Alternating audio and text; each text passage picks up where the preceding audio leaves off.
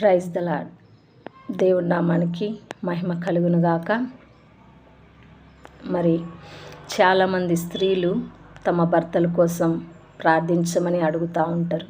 అలాగే పురుషులు కూడా తమ భార్యల కోసం ప్రార్థించమని అడుగుతూ ఉంటారు. అయితే మంచిదే, ప్రార్థించడం మంచిదే, అది మనకి ఆశీర్వాదమే. అయితే వాక్యం ద్వారా దేవుడు మనతో ఏం మాట్లాడుతున్నాడో ధ్యానించుకుందామా, తెలుసుకుందామా. 1 కొరింథీయులకు రాసిన పత్రిక 7వ అధ్యాయము 14వ వచనంలో దేవుడు ఏం మాట్లాడుతున్నాడో చూద్దాం. అవిశ్వాసి అయిన భర్త భార్యను బట్టి పరిశుద్ధపరచబడును, అవిశ్వాసురాలైన భార్య విశ్వాసి అయిన భర్తను బట్టి పరిశుద్ధపరచబడును. లేని ఎడల మీ పిల్లలు అపవిత్రులై ఇందురు, ఇప్పుడైతే వారు పవిత్రులు. దేవుని నామానికి మహిమ కలుగును గాక. ఇప్పుడు చెప్పండి, సేవకులు చేస్తే మీ భర్తలు మారతారా? సేవకులు ప్రార్థన చేస్తే మీ భార్యలు మారతారా? లేక మీ విశ్వాసమును బట్టి, మీ పరిశుద్ధతను బట్టి మీ భార్య కానీ మీ భర్త కానీ మారు మనసు పొందే అవకాశము ఉందని దేవుని వాక్యము సెలవిస్తుంది. మరి మనము విశ్వాసిగా ఉంటూ క్రియలలో చూపించకపోతే అవిశ్వాసులైన భార్యలు కావచ్చు, భర్తలు కావచ్చు, ఎలా మారు మనసు పొందుతారు? ఆలోచిద్దామా. అయితే క్రియలు లేకుండా మనం విశ్వాసులుగా ఉండలేం, అది వ్యర్థం. దేవుని వాక్యం ఏమని సెలవిస్తుంది? విశ్వాసి అయిన భార్య కుటుంబంలో ఉంటే భర్త ఖచ్చితంగా మారాల్సిందే. అయితే నువ్వు క్రీస్తు మాదిరి చూపించాలి. అలాగే భర్త కూడా విశ్వాసిగా ఉన్నవా, పరిశుద్ధత కలిగి ఉన్నవా? అలా ఉంటే నీ భార్య ఎందుకు మారదు? ఆలోచించండి.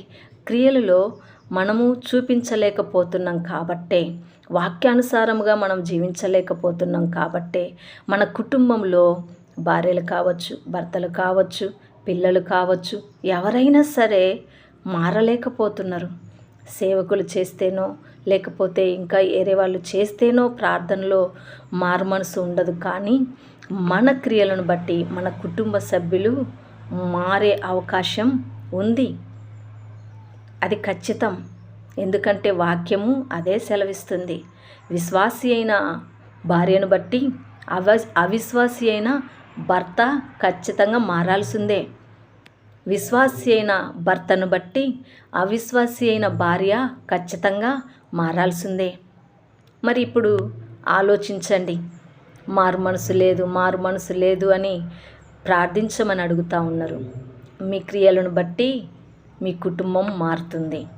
ఆ రీతిగా కుటుంబం అంతా మార్చబడాలి అంటే విశ్వాసులమైన మనము మాదిరి చూపించాలి అని దేవుని వాక్యము సెలవిస్తుంది. ప్రియ దేవుని బిడ్డలారా, భార్యాభర్తలు క్రీస్తుకు మాదిరిగా ఉంటూ క్రమములో నడుస్తూ ఉంటే పిల్లలు ఎందుకు త్రోవ తప్పుతారు?